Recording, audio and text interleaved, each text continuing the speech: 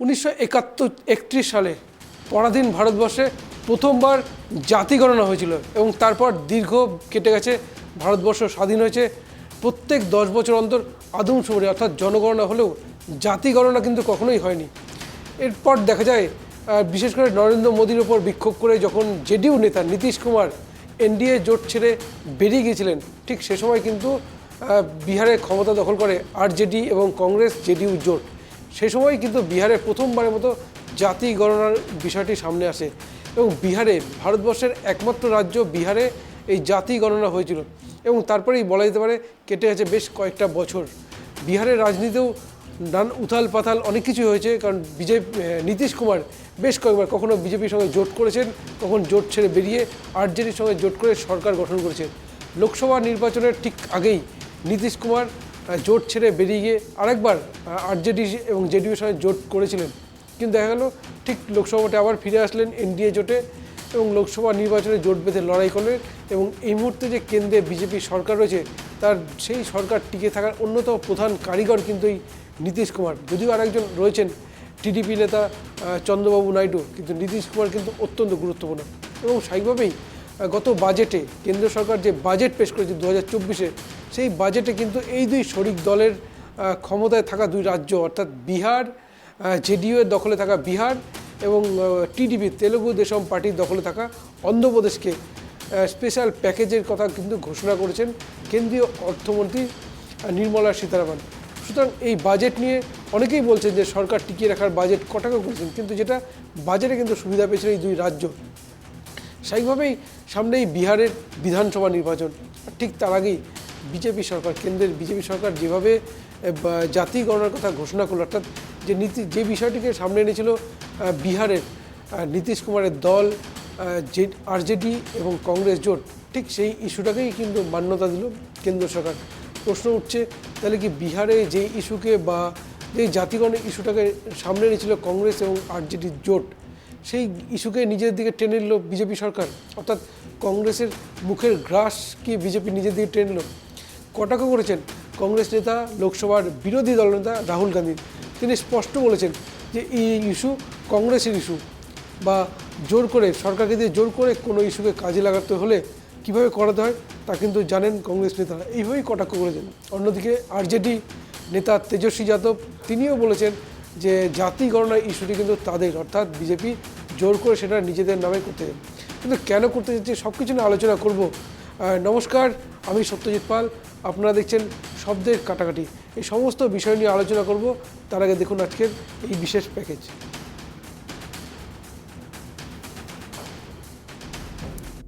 বুধবার অনুষ্ঠিত হলো রাজনৈতিক বিষয়ক মন্ত্রিসভা কমিটি বা সিসিপি এর বৈঠক। এদিনের বৈঠকের প্রতিনিধিত্বে ছিলেন প্রধানমন্ত্রী নরেন্দ্র মোদী। এই বৈঠকে আসন্ন জনগণনা নিয়ে একটি গুরুত্বপূর্ণ নিদান দেওয়া হয়েছে বলে সূত্রের খবর। আসন্ন জনগণনায় জাতিগত তথ্য অন্তর্ভুক্ত করা হবে। বুধবারের বৈঠকের পর এমনটাই জানানো হয়েছে কেন্দ্রের তরফে। কেন্দ্রীয় মন্ত্রী অশ্বিনী বৈষ্ণব জানিয়েছেন, রাজনৈতিক বিষয়ক মন্ত্রিসভা কমিটি আজ সিদ্ধান্ত নিয়েছে যে আসন্ন জনগণনায় জাতিভিত্তিক গণনাকে অন্তর্ভুক্ত করা উচিত। 2021 সালেই জনগণনা হওয়ার কথা ছিল। সেই সময় কোভিড-19 মহামারী চলায় জনগণনা পিছিয়ে গিয়েছিল। গত লোকসভা নির্বাচনেরও আগে থেকে জাতিভিত্তিক জনগণনা চেয়ে কেন্দ্রকে ধারাবাহিকভাবে আক্রমণ করে চলেছেন রাহুল গান্ধী। বারংবার তিনি কেন্দ্রকে জাতিভিত্তিক জনগণনার ফল প্রকাশের জন্য চাপ দিয়েছেন। পাশাপাশি জাতিভিত্তিক জনগণনা হয়েছে বিহারে, যখন কংগ্রেস এবং আরজেডি বিহার সরকারের অংশ ছিল। সম্প্রতি কর্ণাটকের কংগ্রেস সরকারও জাতিভিত্তিক জনগণনা করেছে, যদিও রাজ্যে রাজ্যে পরিচালিত এই জাতিভিত্তিক জনগণনাগুলি অবৈজ্ঞানিক বলে দাবি করেছেন অশ্বিনী বৈষ্ণব। কংগ্রেস এবং ইন্ডিয়া জোটের অন্য দলগুলি জাতিভিত্তিক জনগণনাকে শুধুমাত্র রাজনৈতিক হাতিয়ার হিসেবে ব্যবহার করছে বলে অভিযোগ করেছেন তিনি। Congress governments have always opposed caste census.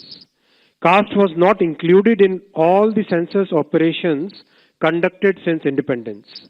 In 2010, then Prime Minister late Dr. Manmohan Singh ji had assured the Lok Sabha that the matter of caste census should be considered in the cabinet. A group of ministers was formed to consider this subject. Most of the political parties had recommended caste census. Despite this, Congress government decided to conduct only a survey of caste instead of a caste census. That survey is known as SECC. It is well understood that Congress and its Indie alliance partners have used caste census only as a political tool. As per Article 246 of the Constitution of India, the subject census is listed at 69 in the Union list in 7th schedule. According to Constitution of India, census is a union subject. Some states have conducted surveys, I am repeating the word, surveys to enumerate castes. Some states have done this well, while some others have conducted such surveys purely from a political angle in a non-transparent way. Such surveys have created doubts in the society. Considering all these facts and to ensure that a social fabric is not disturbed by politics, caste enumeration should be transparently included. I am emphasizing the word transparently included in the census instead of surveys. This will strengthen the social and economic structure of our society while the nation continues to progress. Under the leadership of our Prime Minister Shri Narendra Modi ji, the Cabinet Committee of Political Affairs has decided today, that is 30th April 2025, that caste enumeration should be included in the forthcoming census. This demonstrates that a government is committed to the values and interests of a society and country.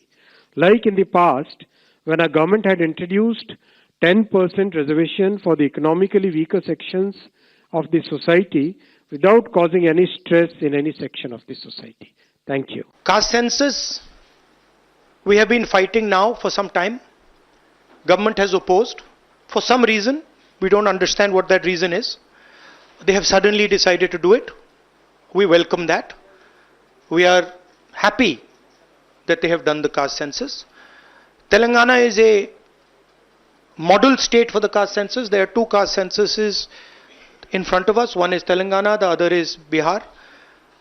They are completely different caste censuses. The Telangana caste census, the questions have been developed by a process of consultation, not a closed process, open process, by asking the stakeholders what are the type of questions. And it's been a very detailed, very granular exercise. We would like the national census to follow some of the ideas of the Telangana census, and we are more than happy to help the government develop the national census on similar lines. We've had two other issues that we have discussed which are also central, which is the 50% cap on reservations. Now this is becoming an impediment. This is becoming an impediment to development, to progress of our country, and to the progress of backward castes, Dalits and Adivasis. And we want this 50% barrier to be eliminated and broken. We have stated that. We have put enough pressure on the government to get the caste census done. We want a date by when it's done. We are going to put pressure on the government to make sure that 50% cap is destroyed. And after that, there is a third thing, which is the Article 15(5), which is reservation in private educational institutions. It is already a law. We want that law to be implemented as soon as possible. So that is broadly the structure. We see the caste census as a new paradigm of development. And we want to go beyond the caste census. We want to understand what is the participation of 90% of our population in the power structure of our country. Where are they participating effectively? And where are they not participating? And we want to give them participation and access to power. So we are absolutely convinced in the Congress Party that the caste census is a first step of a completely new development paradigm in the country, and we are going to push this paradigm through one way or the other. It doesn't matter what the BJP thinks. We have shown that we can pressure the BJP into doing the caste census. We are going to show you that we are going to pressure the BJP into doing 15(5) and also removing the 50% cap. I think every Congress member, every Congress worker, every single person who has fought for the caste census, and there are millions of people, activists from the backward communities, Dalits, Adivasis, I'm very proud of what you have done. This would not be possible without the effort, without the hard work that you have done. It has been a sustained campaign that we have run, and I'm very proud of every single person who has helped us in this campaign. Thank you. প্রসঙ্গত, ভারতে সম্প্রতি বিহার ও অন্যান্য রাজ্যে caste based survey শুরু হয়, যা কেন্দ্রীয় সরকারের ওপর চাপ তৈরি করে জাতিভিত্তিক জনগণনার জন্য। বিরোধী দলগুলির দাবি, গণনা যদি হয় তাহলে পূর্ণ সত্য তুলে ধরুন, কে কত সংখ্যায় আছেন। বিষয়টি 2024 সালে লোকসভা নির্বাচনের পূর্বে একটি বড় রাজনৈতিক ইস্যু হয়ে উঠেছিল। Bureau report, tribe TV Bangla. শুনলেন আপনারা আমাদের এই প্রতিবেদন, কিন্তু যে উদ্দেশ্যে অর্থাৎ জাতি গণনা যেভাবে শুরু করতে চলেছে কেন্দ্র, আমরা যদি একটু আদমশুমারের দিকে তাকাই, স্বাধীনতার পর প্রত্যেক 10 বছর অন্তর আদমশুমারি কিন্তু হয়ে থাকে। 2011 সালে শেষবারের মতো হয়েছিল, কিন্তু তারপর 2021-এ করোনা অতিমারির জন্য কিন্তু আদমশুমারি হয়নি। কিন্তু এবারে অর্থাৎ বলা যেতে পারে হঠাৎ করে কেন্দ্র সরকার ঘোষণা করলো জাতি গণনা। স্বাভাবিকভাবেই প্রশ্ন উঠছে, এই জাতি গণনা হঠাৎ করে কেন্দ্র সরকার চাইলো কেন? সামনেই বিহার বিধানসভা নির্বাচন, আর ঠিক সেই কারণেই বিধানসভা নির্বাচনকে মাথায় রেখেই কি কেন্দ্রের এই ঘোষণা? একটু আলোচনা করব। আমাদের সঙ্গে রয়েছেন কংগ্রেস নেতা রতনবালা। রতনবাবু, আপনাকে স্বাগত জানাই। সামনেই বিহার বিধানসভা নির্বাচন, আর ঠিক তার আগে যদি বলি এই জাতি গণনার বিষয়টা কিন্তু সামনে আসে প্রথম বিহারেই, অর্থাৎ বিহার সরকার যখন জেডিইউ, আরজেডি এবং কংগ্রেস ক্ষমতায় ছিল, ঠিক সে সময় কিন্তু এই জাতি গণনা করায় বিহার সরকার। বিহার ঠিক বিধানসভা নির্বাচন আগেই কেন্দ্র ঘোষণা করলো এই জাতি গণনার। কি বলবেন, কি উদ্দেশ্যে, পেছনে কি অঙ্ক রয়েছে? নমস্কার, ট্রাইব টিভি চ্যানেলে যারা আছেন প্রত্যেককে শুভ সন্ধ্যা। রবীন্দ্রনাথের একটা মানে কবিতার লাইন দিয়ে 2-4 কথা বলার চেষ্টা করছি আপনাদের চ্যানেলে। রবীন্দ্রনাথের একটা কবিতা, অপমানিত হে মোর দুর্ভাগা দেশ, যাদের করেছে অপমান, অপমানে হতে হবে তাহাদের সবার সমান। মানুষের অধিকারে বঞ্চিত করেছ যারে, সম্মুখে দাঁড়ায় রেখে তবু কোলে দাও নাই স্থান, অপমানে হতে হবে তাহাদের সবার সমান। তো সত্যজিৎ বাবু, আজকে বলি জাতি গণনা এই দাবি আমাদের নেতা রাহুল গান্ধী পার্লামেন্টে যখন তুলেছিলেন, আপনার মনে আছে যে তখন পার্লামেন্টে যিনি অর্থমন্ত্রী আমাদের নির্মলা সীতারামন থেকে শুরু করে আরো যারা ছিল তারা কিন্তু সবাই হো হো করে হেসেছিল, হেসে উঠেছিল। রাহুল গান্ধী কিন্তু সেই পার্লামেন্টে বলেছিল যে আপনারা হাসছেন, একটা সিরিয়াস কথা বলছি, তার মধ্যে আপনাদের হাসি পাচ্ছে। আজকে কিন্তু আমাদের জয় হয়েছে সত্যেন বাবু। আমরা যে বিরোধী দলে বসে থাকলেও, ক্ষমতায় না থাকলেও, যে মানুষের পাশে আছি, দেশের মানুষের কথা আমরা বলি পার্লামেন্টে, সেটা কিন্তু আরেকবার প্রমাণ হয়ে গেল আমাদের প্রিয় নেতা রাহুল গান্ধী যে কথা বলেছিল। আজকে জাতি গণনার পেছনে যে আপনারা রাজনৈতিক কথা বলছেন, যে বিহারের নির্বাচন বা আপনার বাংলার নির্বাচন বা অমুক তমুক, দেখুন নির্বাচন আসবে, নির্বাচন যাবে, কিন্তু আমরা তো ক্ষমতায় নাই। আমরা তাহলে জাতি গণনার কথাটা কেন বললাম? কারণ আমরা বুঝতে পেরেছি যে এর আগে যখন প্রথম মানে জাত গণনা শুরু হয়, পরাধীন দেশের থেকে শুরু হয় 1881 সালে, তারপর স্বাধীন দেশে 1931 সাল থেকে পরপর পরপর করে কিন্তু জাতি গণনা। স্বাধীন কোথায়? 1931 পর থেকে যখন আপনার 41-এর পরে ধরুন 51 থেকে স্বাধীন দেশে কিন্তু তখন মানে জনগণনা আদমশুমারি শুরু, হ্যাঁ আদমশুমারি। জনগণনা শুরু হওয়ার পরিপ্রেক্ষিতে আমাদের তখন মনে হয়েছিল 2011 সালে যখন ইউপিএ গভর্নমেন্ট, মনমোহন সিং এর সরকার ছিল, তখন মনে হয়েছিল যে জনগণনার সাথে আমাদের দেশে যে কারা কোন কাস্টের জাতির লোক আছে সেটাকে তার মধ্যে কিন্তু নিয়োগ করা হোক। সেভাবে কিন্তু করাও হয়েছিল, একটা কলম রাখা হয়েছিল, কিন্তু পরবর্তীতে আলোচনাও হয়েছিল। পরবর্তীতে মনে হয়েছিল যে না, এটা ঠিক হয়নি, মানে এই পদ্ধতিগত ভাবে করলে জিনিসটা ফুলফিল হবে না। তারপরে গভর্নমেন্ট চেঞ্জ হয়েছে, তারপরে আজকে এতগুলো দিন পার হয়ে গেছে, বিভিন্ন কারণে হয়তো করতে পারেনি। যাই হোক, আজকে যখন জাতি গণনার কথা বলেছেন ভারতবর্ষের প্রধানমন্ত্রী, এবং সেটা যেন খুব তাড়াতাড়ি হয় এবং তার সাথে জনগণনাটাও যেন তাড়াতাড়ি হয়, সেটার দিকে আমাদের নজর থাকবে। কিন্তু পাশাপাশি একটা কথা এখানে না বললেই নয়, যে আজকে বলুন তো, এই যে ভারতবর্ষটা যেখানটাতে এই দেশ গঠন করার পিছনে যে সমস্ত মানুষ যারা দারিদ্র সীমার নিচে যারা বসবাস করে বিভিন্ন ধর্মে বিভিন্ন কাস্টের, যখন B.R. আম্বেদকর যখন এই সংবিধানটা রচনা করেছিল, এই সংবিধানে কিন্তু বলেছিল যে সমবিধান, এই ভারতবর্ষ দলিত, পিছিয়ে পড়া, SC ST সমস্ত মানুষের সামাজিকভাবে বেঁচে থাকার যে অধিকার এবং সরকারি সুযোগ সুবিধা পাওয়ার অধিকার, সেটা থেকে তাকে বঞ্চিত করা যাবে না।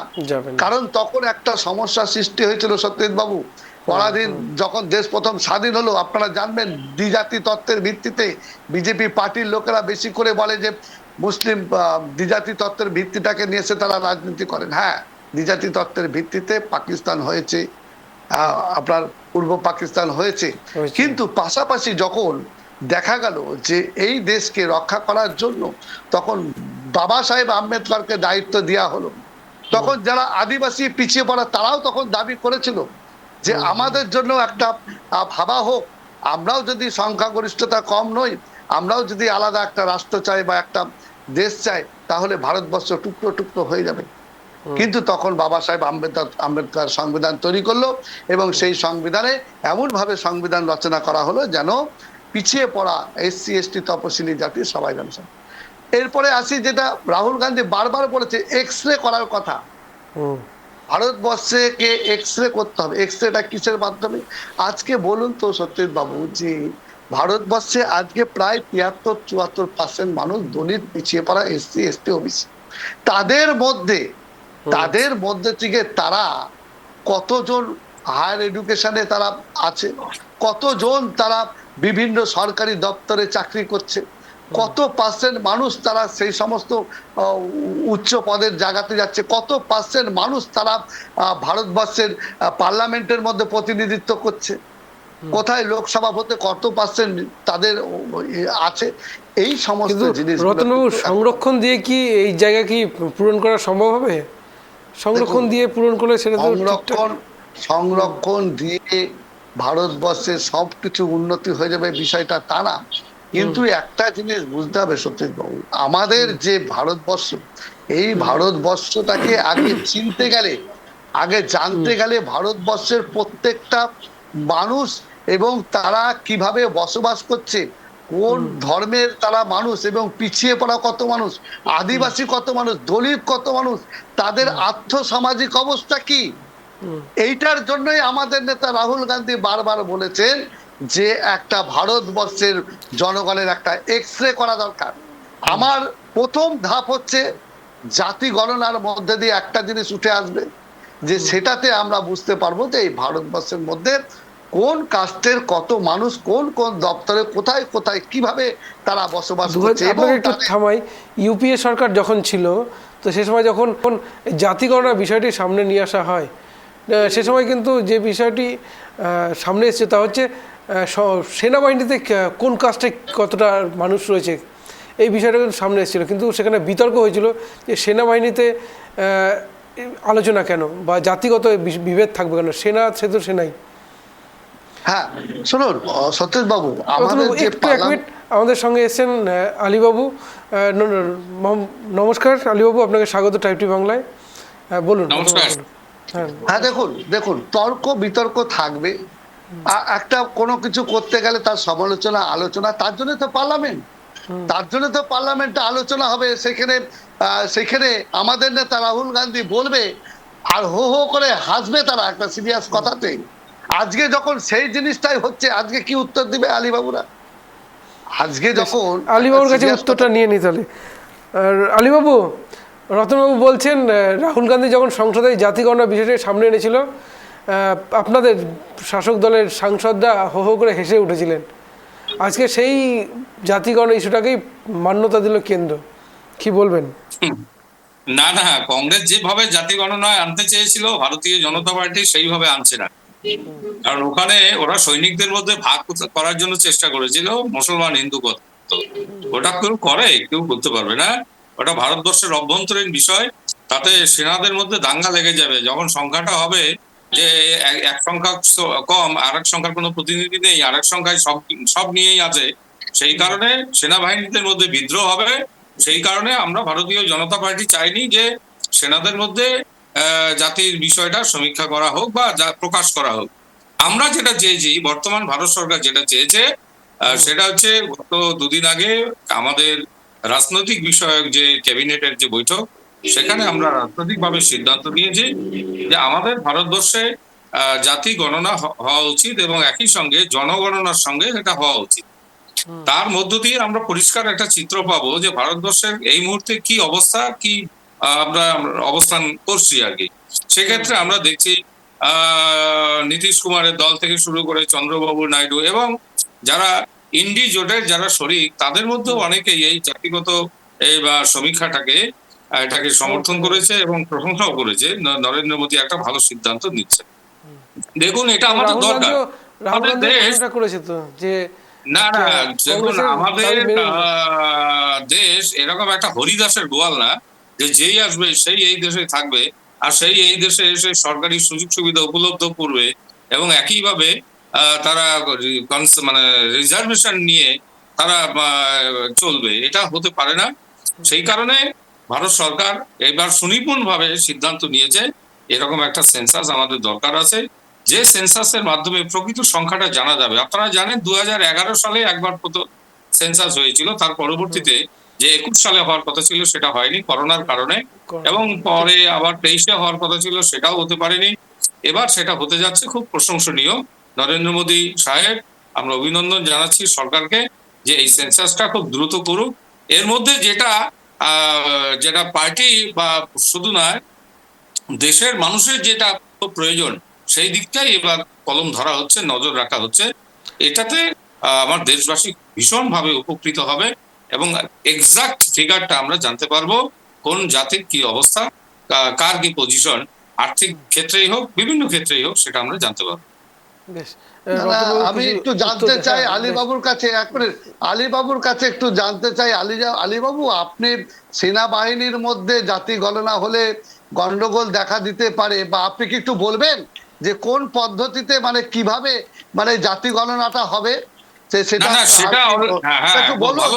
সেনাবাহিনীর ব্যাপারটা বুঝে গেলেন অত সহজে যে সেনাবাহিনীতে গন্ডগোল বাঁধতে পারে, তাহলে আপনি একটু বলে দিন যে কোন পদ্ধতিতে হলে পরে হবে। যখন বাবু শুনুন, জনগণনাটা যখন বাড়ি বাড়িতে হবে, সেন্সাসটা যখন বাড়ি বাড়িতে হবে, ওই বাড়ির ছেলেটাই তো চাকরি করে সেনাবাহিনীতে, তার নাম তো অলরেডি বাড়ির অ্যাড্রেসেই চলে আসবে। তার আবার আলাদা করে করার কি প্রয়োজন আছে? সে তো বাড়ির মধ্যে অ্যাকাউন্টসের মধ্যে চলে আসবে যে এই বাড়িতে কয়জন চাকরি করে, কি বিষয়ে চাকরি করে, কোন কোন ডিপার্টমেন্টে চাকরি করে, তারা তো জেনেই যাচ্ছে। এইভাবে আমরা তারাও আমাদের সংখ্যার মধ্যে আসবে, কিন্তু ওইভাবে পার্টিকুলার একটা সেনার মধ্যে সংখ্যা আসবে এরকম বিষয় না। চাকরিজীবীদের মধ্যে যে কলমটা থাকবে তার মধ্যে ওটাও থাকবে। হ্যাঁ বলি সত্যজিৎ বাবু, হ্যাঁ এনাদেরই এক নেতা বলেছিলেন जो करेगा जात पात उसको मारो কাসকে লাত। এনাদের নেতা বলেছিলেন जो करेगा जात पात उसको मारो কাসকে লাত।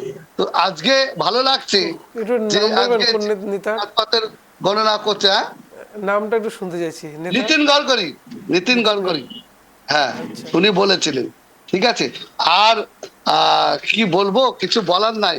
যে আজকে ঠিকই আছে, এতদিন পরেও যদি শুভ বুদ্ধির উদয় হয় তো ভালো, আমরা চাবো খুব তাড়াতাড়ি যেন এটা হয়। আর একটা জিনিস সত্যি বাবু, এর মধ্যে থেকে একটা জিনিস বেরাবে আমি আশা করছি, যে দ্রোণাচার্য যেরকম একলব্যর আঙুল কেটে নিয়েছিল, আজকে আপনি সমস্ত আমি থামাবো, আঙুল কেটে নেয়নি, দ্রোণাচার্য নিজেই তার গুরু দক্ষিণা দিয়েছিল। না দ্রোণাচার্যকে একলব্য দিয়েছিল, গুরু দক্ষিণা দিয়েছিল। হ্যাঁ গুরু দক্ষিণা দিয়েছিল, কিন্তু এই যে একলব্য বা ধরুন কর্ণর যে চরিত্রগুলো, তারা সুতপুত্র দেখে তারা কিন্তু বিভিন্ন ভাবে বঞ্চিত হয়েছিল। আজকে আমরা আমাদের নেতা রাহুল গান্ধী সেই অর্জুনের যেরকম পাখির চোখ মানে মাছের চোখ দেখেছিল, আমাদের একটাই এখন লক্ষ্য যে ভারতবর্ষের জনগণের একটা এক্সরে বা জাতি জনগণনার মধ্যে দিয়ে প্রথম ধাপ পার করার পরে আমরা কিন্তু পরবর্তীতে, আজকে না হলে বলুন তো সত্যজিৎ বাবু, বিভিন্ন দপ্তরগুলো আপনি দেখুন, আজকে বিভিন্ন পশ্চিম বাংলায় দেখুন, ভারতবর্ষে দেখুন, বিভিন্ন রাজ্যগুলোতে দেখুন, সমস্ত জায়গাতে যারা যারা উচ্চ বর্ণের বা যারা নিজেদেরকে মানে হায়ার কাস্ট মনে করেন, তারা কিন্তু সেই সমস্ত জায়গাগুলো দখল করে আছে। আজকে যারা শ্রমিক, যারা যারা পিছিয়ে পড়া, যারা কৃষক, তাদের ঘরের ছেলে মেয়ে কিন্তু সেই সমস্ত জায়গাগুলোতে পৌঁছাতে পারছে না। কেন পাচ্ছে না? আজকে যখন বাজেটটা তৈরি হয়েছিল সত্যজিৎ বাবু, তাতে 20 জন অফিসার ছিল, 20 জন অফিসার, তারা সেই বাজেট তৈরি করেছিল ভারতবর্ষের। সেই 20 জন অফিসারের মধ্যে একজন মাইনরিটি, একজন ওবিসি, তাও তাদের খুঁজে পাওয়া যায় না, পেছনের সারিতে তাদের ছবিতে দেখা যায় না। কিন্তু কেন? রতনবাবু, আজকে যদি এরকম বড় পোস্ট গুলোতে আপনি যে জাতি বেছে বসান, তাহলে তো না, আপনি বলতে পারেন যে তাদের যদি যোগ্যতা না থাকে, আপনি যোগ্যতা, একদম জাতি ওইখানেই মানে কি? আমি বলতে চাইছি। আপনি জাতির সাথে যোগ্যতার কথা বলুন, যোগ্যতার কথা বলুন সত্যজিৎ বাবু, আপনাকে বলে দিচ্ছি। যোগ্যতার কথাই বলতে চাইছি। আচ্ছা, আচ্ছা রতন বাবু, আপনি বলছেন আপনি একজন শিক্ষকও বটে, আমি আপনাকে সম্মান জানিয়ে বলি, আমাদের বাবা সাহেব আম্বেদকরকে কি ধরনের অপমান করা হয়েছিল কংগ্রেসের থেকে আপনারা জানেন। নেহরু কখনো মেনে নিতে পারেনি বাবা সাহেব আম্বেদকর, আবার গান্ধীজি কখনো মেনে নিতে পারেনি বাবা সাহেব আম্বেদকরকে। সরে যাচ্ছি সে 32টা পোস্ট গ্রাজুয়েট ডিগ্রি বিলং করেছিলেন বাবা সাহেব আম্বেদকর। পৃথিবীর মধ্যে ওর থেকে বড় শিক্ষিত মানুষ আজ পর্যন্ত তৈরি হয়নি, এটা হয়নি। অথচ সেই আম্বেদকরকে অচ্ছুত করে রাখা হয়েছিল। আপনি কংগ্রেসে বিলং করছেন, এই কথা বলছেন, বলুন তো আপনার ক্ষমা চাওয়া উচিত, আপনার ব্যক্তিগত ভাবেও ক্ষমা চাওয়া উচিত। নেহরু বাবা সাহেব আম্বেদকরকে কি ধরনের অপমান করেছেন অচ্ছুত করে, তাহলে আপনি কি বলছেন? নেতাজিকে অপমান করেছে, নেতাজিকে অপমান করেছে, আপনাদের মনে হবে, আপনাদের মনে হবে যে পাটেলকে অপমান করেছে মনে হবে, আপনাদের মনে হবে বাবা সাহেব আম্বেদকরকে অপমান করেছে মনে হবে। কোথায় পান এগুলো? কোন কোন ইতিহাস বই তৈরি করেছেন আপনারা এগুলো? শুনুন, আলীবাবু গান্ধীজি করেননি 1932 সালে, 1932 সালে গড়ে দেওয়া দ্বিতীয় বৈঠকে, 1932 সালে এখানে আমি কিন্তু আপনাকে থামাবো। নেতাজি, এটা তো সত্যি, নেতাজি সুভাষচন্দ্র বোস, নেতাজি সুভাষচন্দ্র বোস সর্বভারতীয় সভাপতি পদে জিতেছিলেন, তাকে তো সরে যেতে বাধ্য হন গান্ধীর চাপেই, তাই তো? আমি বলি নেতাজি সুভাষচন্দ্র বোস সেখানে সুভাষচন্দ্র বলছে সীতারামাইয়ার পরাজয় আমার পরাজয়, এটা কে বলেছিল? গান্ধীজি বলেছিল। ভাবতে পারেন, সীতারামাইয়া পরাজিত হয়েছিলেন নেতাজির কাছে, আর গান্ধীজির মতন লোক সে বলেছিল যে সীতারামাইয়ার পরাজয় মানে আমার পরাজয়। নেহরু আমার নেতাজিকে মেনেই নিতে পারেন। ধরিয়ে দিয়েছিলেন আপনারা তখন, বিপ্লবীদের ধরিয়ে দিয়েছিলেন, ইংরেজদের দালালি করছিলেন তখন। পুরোপুরি কিন্তু অন্য লাইনে চলে যাচ্ছেন। আমাদের আজকের বিষয় কিন্তু জাতি গণনা, আমাদের আজকের বিষয়টা কিন্তু জাতি গণনা। মনে হয় আমরা একটু উল্টো দিকে চলে যাচ্ছি। জন্ম হয়নি, আরএসএস এর তো জন্ম হয়েছিল। দাদা, আরএসএস আর বিজেপি এক জিনিস কেন বলছেন আপনারা? কে বললে এক জিনিস না? আচ্ছা, একটু থামাই, আরএসএস এর নিয়মে চলে না, দুজনকে একটু থামাই। যে জনগণনা যে করা হতো, জনগণনা করা হতো, সেই জনগণনায় এসসি এসটির উল্লেখ থাকতো, কিন্তু কখনো ওবিসির থাকতো না। এটা কিন্তু অন্তর্ভুক্ত করা হচ্ছে এবারে, অর্থাৎ কোন সম্প্রদায়ের, বিভিন্ন সম্প্রদায় কিন্তু উল্লেখ থাকবে। এর আগে যেটা হয়েছে সেটা শুধু এসসি এসটির মধ্যেই সীমাবদ্ধ থাকতো।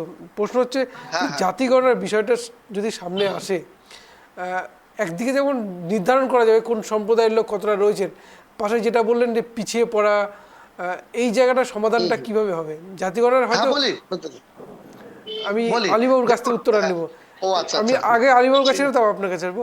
এই হয়তো জাতি গণনা, জাতিগত হয়তো তথ্যটা সামনে আসবে, কিন্তু বিষয়টা যে পিছিয়ে পড়া। হ্যাঁ বলুন। না বলছি, আমরা 1947 সালে দেশ স্বাধীনতার পর আম্বেদকরজি পরিষ্কার করে বলে দিয়েছিলেন যে ওবিসিদের, ওবিসি তো নয়, এসসি এবং এসটিদের সংরক্ষণ 10 বছর থাকবে। 10 বছরের মধ্যে তাদের সমস্ত কিছু ডেভেলপমেন্ট আশা করি হয়ে যাবে, তারপর আর এটাকে বাড়াতে হবে না। পরবর্তীতে সরকার, অর্থাৎ ইন্দিরা গান্ধীর সরকার, জওয়াহরলাল নেহরুর সরকার, নরসিংহ রায়ের সরকার, রাজীব গান্ধীর সরকার এবং সবাই 10 বছর পর পর এটা এক্সটেনশন করে আজকে এই সংরক্ষণের আওতায় এনে এটা জাতির একটা আমরা দেখেছি। আজকে আমাদের মাননীয় নরেন্দ্র মোদী সাহেব তিনিও বলেছেন যে আজকে ওবিসি সম্প্রদায় বা দেশের প্রায় 40% উপরে আমাদের ওবিসি সম্প্রদায়ের মানুষ বসবাস করছেন। স্বয়ং আমাদের দেশের প্রধানমন্ত্রী তিনিও কিন্তু ওবিসি সম্প্রদায়ের। তাহলে আজকে ওবিসি সম্প্রদায়ের মানুষের কোনো গণনাই ছিল না, তাদের কোনো ক্রমেই পার্টিসিপেশন ছিল না। আর সংরক্ষণের ক্ষেত্রে বিভিন্ন সাইডে রাজ্যভিত্তিক বিভিন্ন জায়গায় বিচ্ছিন্নভাবে ছিল। সেই জায়গায় দাঁড়িয়ে কেন্দ্রীয় সরকার ওবিসি সংরক্ষণ যেমন করতে চায় এবং প্রকৃত একটা সম্প্রদায়কে আমরা পার্টিকুলারলি একটা সম্প্রদায়কে চিহ্নিতকরণ করে আমরা এগিয়ে নিয়ে যেতে চাই। আজকে ওবিসি কে কেন্দ্র করে পশ্চিমবঙ্গে এখানে 102খানা সম্প্রদায়ের মানুষকে, বিশেষ সম্প্রদায়, বিশেষ করে মুসলিম সম্প্রদায়ের মানুষকে এখানে ওবিসির মধ্যে আনা হয়েছে। কিন্তু প্রকৃতপক্ষে যারা ওবিসি, যারা হিন্দু সম্প্রদায়ের মধ্যে হওয়ার কথা, তারা কিন্তু ওবিসিতে আসতে পারেনি। সেই জায়গায় দাঁড়িয়ে যাদেরকে পরিকল্পনা করে পিছিয়ে রাখা হয়েছে, এই পরিকল্পনা না করে এবার তারা যেন সবাই একটা বিশেষ মানে কিসের মধ্যে আসতে পারে, মানে গণনার মধ্যে আসতে পারে, সেই লক্ষ্যটা মহৎ উদ্দেশ্য নিয়ে মাননীয় নরেন্দ্র মোদী সাহেব এবং সরকার ঠিক করেছে যে আমাদের এই জাতি গণনা খুব দ্রুত হওয়া উচিত এবং তাদের পিছিয়ে পড়া যারা মানুষ তাদেরকে সমাজের মূল স্রোতে এগিয়ে এনে তাদেরকে আর্থিক উন্নয়ন করে দেশকে আমরা এগিয়ে নিয়ে যেতে চাই। এই যে মানে এত সুন্দর যে একটা সরকারের প্ল্যান, এই প্ল্যানকে আজকে সমস্ত রাজনৈতিক দল সাপোর্ট করছে, বিশেষ বিশেষ কিছু পকেট ছাড়া, আর বাকিরা এটার বিরোধিতা করছে।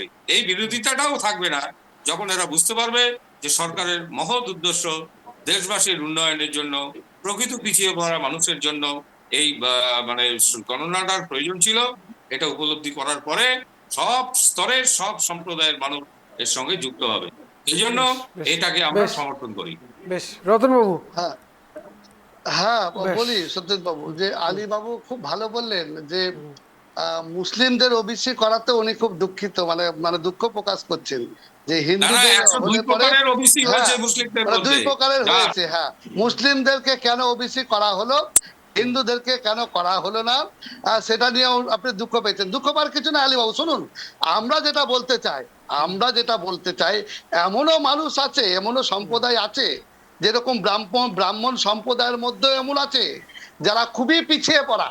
সত্যজিৎ বাবু, আমরা যেটা তেলেঙ্গানাতে যে মডেলটা করেছি, আমরা মনে করি যদি আমরা বিরোধী দল, সরকার যদি মনে করে যে ক্ষমতা আছে, যে বিরোধী দলের পরামর্শ নিবে এবং সমস্ত যারা এক্সপার্ট, যারা এইসব নিয়ে যারা অনেক পড়াশোনা করেছে কিভাবে কি করলে ভালো হয়, যদি আমাদের মতামত নেয় তাহলে আমরা কিন্তু বলবো তেলেঙ্গানা মডেলটা কিন্তু ফলো করতে পারে ভারত সরকার যদি মনে করে। কিন্তু দেখেন এখানে আমরা বলতে যেটা চাই যে মুসলিম বলে নয় আলী বাবু, হিন্দু বলে নয়, একটা সার্ভে হবে জাতি ভিত্তিক, সেখানটাতে দেখা যাবে যে কোন মানুষ আর্থসামাজিক অবস্থাও তাদের কেমন। তারা ব্রাহ্মণ মানে যে সমস্ত ব্রাহ্মণ সম্প্রদায়ের মানুষ খুব ভালো আছে, শিডিউল কাস্ট মানে যে সমস্ত শিডিউল কাস্টের মানুষ পিছিয়ে পড়ে আছে, বিষয়টা তা নয়। আমরা জানতে চাই ভারতবর্ষের মানুষ যে কে কোন জায়গাতে আছে, কোন জাতির মানুষ কোথায় কত সংখ্যক আছে। এতে সুবিধা হয় কি জানেন সতীশ বাবু, ধরুন একটা আদিবাসী পাড়ার মধ্যে একজন যদি নন আদিবাসী কোনো ক্যান্ডিডেটকে যদি ওখানকার ভোটে নির্বাচিত করা হয়, তাহলে কি হয়, তাদের ভাষাগত বলুন, তাদের কালচারগত বলুন, তাদের সাংস্কৃতিকগত দিক দিয়ে দেখুন তাদের কিন্তু একটু সমস্যা হয়।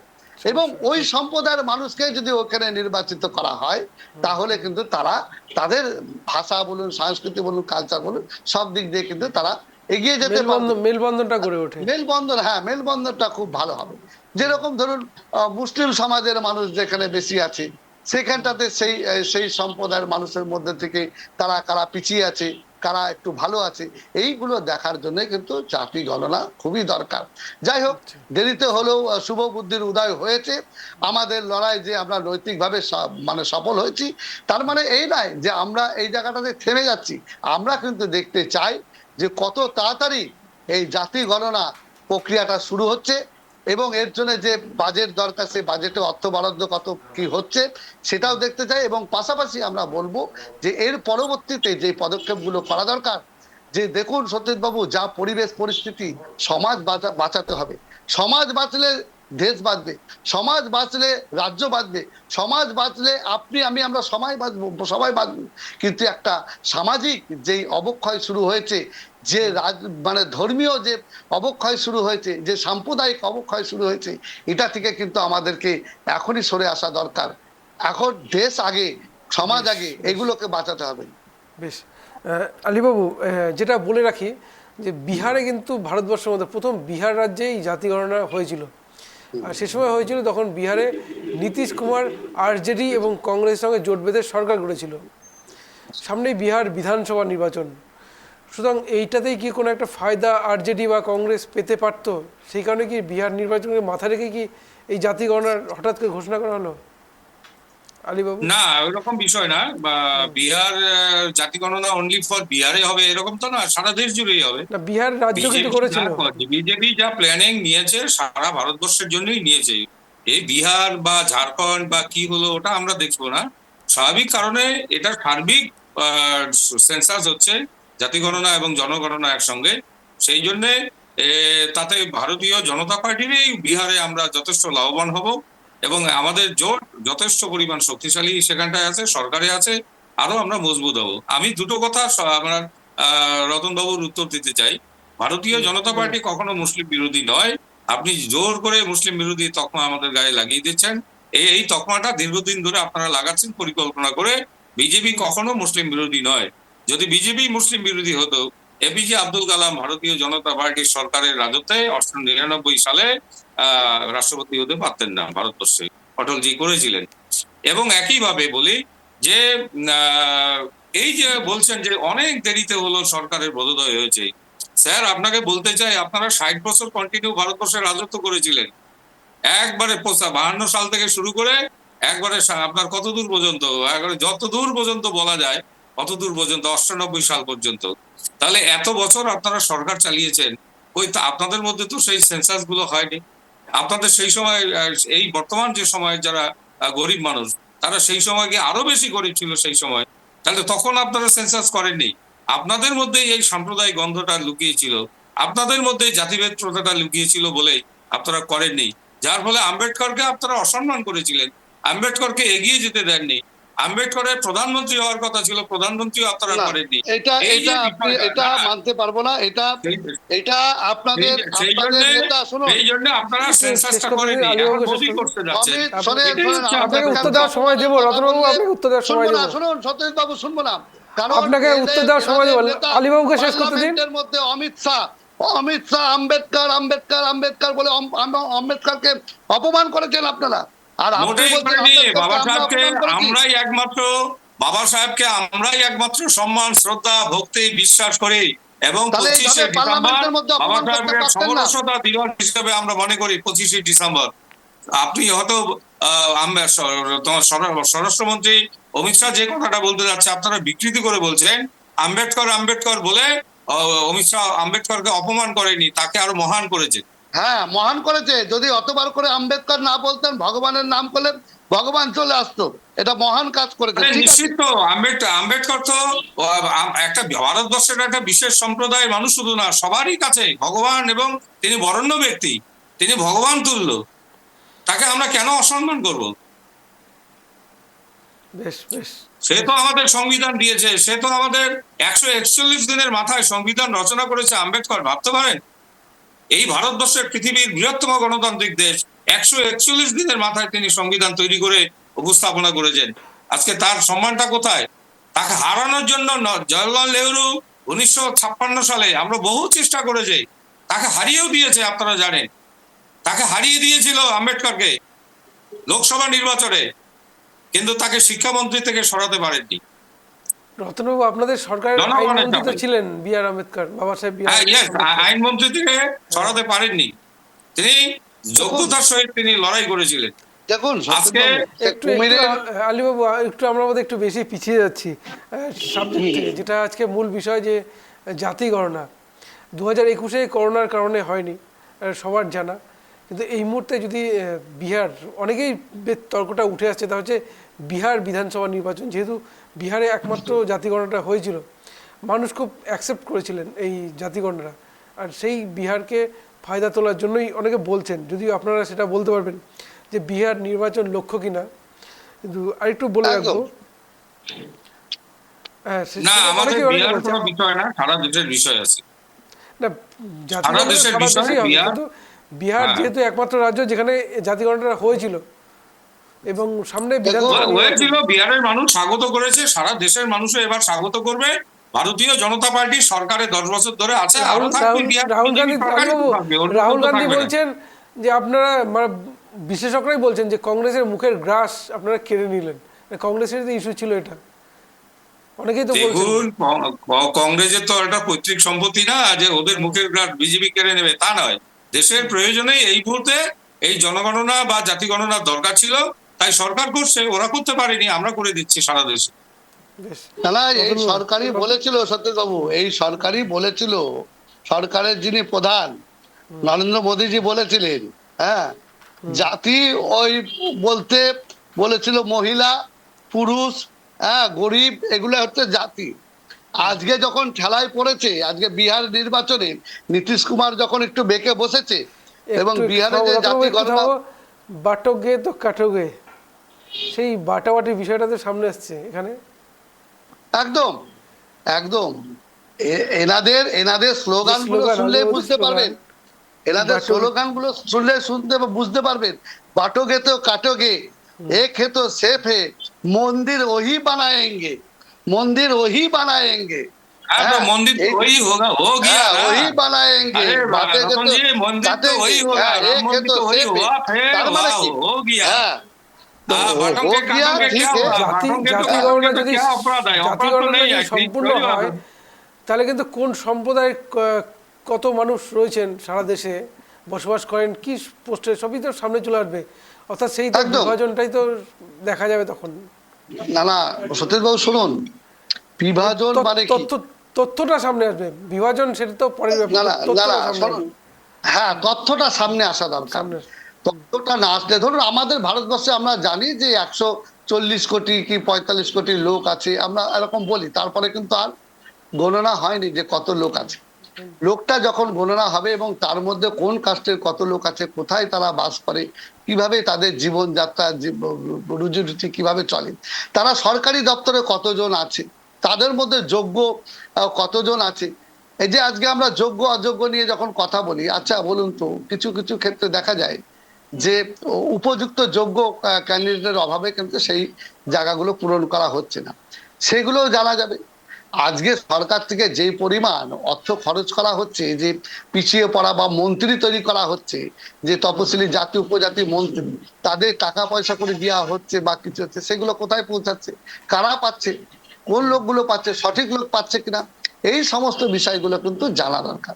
সবচেয়ে বড় কথা কি জানেন সত্যজিৎ বাবু, এই যে দেশ পরিচালনার ক্ষেত্রে দেশের যে মানে মানে সংবিধানের যে মূল যে সমবিধান, সাম্যের যে কথা, যে দেশ পরিচালনার করছে, তাদের ভাগিদারির কথা বলেছে রাহুল গান্ধী। কার কত ভাগ এই দেশের বা পৃথিবীর, আপনি জানবেন যে আমরা যদি গোটা পৃথিবীতে 800 কোটি মানুষ হই, তাহলে এই পৃথিবীর সমস্ত সম্পদের 800 কোটি দিয়ে ভাগ করলে যেই সম্পদ থাকবে তার মালিক আমি। আজকে ভারতবর্ষে যদি 140 কোটি লোক আমরা বসবাস করি, এই ভারতবর্ষে টোটাল সম্পদের 140 ভাগের 1 ভাগ আমার অধিকার। বেশ, এটাকেই বেশ। বলছে একটু থামাই, আমি আলিবাবুর কাছে একটু আসবো, একটু আলিবাবুকে একটু নেগেটিভ প্রশ্নই করি যে আলিবাবু, এই মুহূর্তে ভারতবর্ষ বিশ্বের 5th ইকোনমিক কান্ট্রি, প্রধানমন্ত্রী বলেছেন খুব শীঘ্রই আমরা 3rd ইকোনমিক কান্ট্রি হব। তো সেইভাবেই 5th ইকোনমিক কান্ট্রির, অর্থাৎ সেই যে অর্থনৈতিক একটা মজবুত অর্থনৈতিক দেশ হয়েছে, তা কিন্তু ভারতবর্ষে, গোটা ভারতবর্ষে গ্রামগঞ্জে কিন্তু তার সাফল্য পৌঁছায়নি। তো এই জাতি গণনা যদি সম্পূর্ণ হয়, তাহলে কি সেই তাকে পৌঁছে দেওয়া কি সম্ভব সাধারণ মানুষের মধ্যে? 100% আপনার সঙ্গে একমত। এটা যদি আমরা করতে পারি তাহলে আমরা প্রকৃত চিত্রটা জানতে পারবো এবং কোন জায়গায় কোন ধরনের অ্যাসিস্ট করা দরকার সেটা সরকার টের পেয়ে যাবে। অবশ্যই আমরা পিছিয়ে পড়া বহু পিছনে যারা সারিতে অবস্থান করছে, পণ্ডিত দীনদয়ালজি বলছিলেন অন্তোদয়ের কথা, অন্তোদয়ের মানুষগুলোকে আমরা এগিয়ে নিয়ে এসে দেশের সামনে আমরা দাঁড় করাতে পারবো, তাদের ডেভেলপমেন্ট আমরা করতে পারবো। এক, দ্বিতীয় যেটা বলছে ওই যে আমার রতন বাবু, খুব কথাটা শুনলে আমার হাসতে ইচ্ছে করলো, যে আমরা ভাগ চাই। আরে ভাগ চাই মানে 100 ভাগের মধ্যে 1 ভাগ আমরা। এই যে এই 1 ভাগ করতে করতে আমরা দেশটাকে আমরা হরিদাসের গোয়ালে পরিণত করলাম। এইভাবে করতে করতে ফ্যামিলি প্ল্যানিং না করতে করতে আমার দেশ আজকে জনসংখ্যার ভারে আপনি পৃথিবীর বুঝতে বৃহত্তম পারেননি দেশে কথাটা। পরিণত হয়েছে। এই যে আলিবাবু, আপনি অবস্থা, কথাটা এই বুঝতে অবস্থার পারেননি। একটা ট্রেন্ডিং আপনি- দরকার রতনবাবু, আসবো আপনার এই যে কাছে। আপনি একটা ক্রিকেট আপনাকে টিম সময় বানিয়ে দেবো। রেখেছেন, আপনাকে ক্রিকেট সময় টিম। দেবো। লালু প্রসাদ যাদব ক্রিকেট টিম বানিয়ে রেখেছিল, আপনারা জানেন। হ্যাঁ, লালু প্রসাদ যাদব একটা ক্রিকেট টিম বানিয়েছে বাড়িতে। তা সেই জায়গায় দাঁড়িয়ে আজকে আপনাকে আমাকে ভাবতে হবে ওই দিন শেষ, এখন আমার নিউক্লিয়ার ফ্যামিলির যুগ। এই দেশে পরিবার পরিকল্পনা দরকার। তার জন্য একটা আমি মনে করি আপনার মাধ্যমে যে একটা আইনও হওয়া উচিত এই মুহূর্তে। কারণ দেশের এই বোঝা, আমার দেশ কতদিন বোঝা বহন করবে, এটাও একটা বড় বিষয়। এখন থেকে আমাদের সতর্ক হতে হবে। মাননীয় মোদী সাহেব জনগণনার মাধ্যমে নিশ্চয়ই একটা বার্তা দিয়ে যাচ্ছেন। আগামী দিনে এর জন্য নিশ্চয়ই আরো আমাদের বহুদিন আরো কিছুদিন আমাদের ওয়েট করতে হবে এই সুফলটার জন্য। দেশবাসী যথেষ্ট সত্যি তো। লাভ হবে, কোনায় কোনায় মানুষ উপকৃত হবে। হ্যাঁ, শুনুন, দেখি। ইকোনমিক্স এর কথাটা বললেন আপনি, যে ভারত এখন 5ম স্থানে, ঠিক আছে, ভবিষ্যতে 3য় স্থানে আসবে, যেটা আপনি বললেন। হ্যাঁ, আচ্ছা সত্যজিৎ বাবু, উনি বলছেন ভাগ দিবে না, আর আমরা বলছি ভাগ চাই। আমরা ভাগ চাই। এই ভারতবর্ষের যত নাগরিক যারা পিছিয়ে পড়া, দলিত, আদিবাসী, যারা মানে দারিদ্র্য সীমার নিচে বস করে, তাদের ভাগ চাই আমরা। আপনার চ্যানেল থেকে বলছি, জাতীয় কংগ্রেসের পক্ষ থেকে। কারণ এরা কি করেছে জানেন? আদানি আম্বানির মতো লোকদেরকে, যারা ভারতবর্ষের 70% সম্পদ শুধুমাত্র 1% মানুষ বা আদানি আম্বানি 3% বলতে আবার মানুষের তো হাতে। ন্যাশনাল হেরাল্ডে তো চলে আসবে। তারা শুনুন, হ্যাঁ, সব আসুক, ন্যাশনাল হেরাল্ডের অসুবিধা নাই। সামনে চলে আসবে। কি কি কি হয়েছে? ন্যাশনাল হেরাল্ডে কি হয়েছে?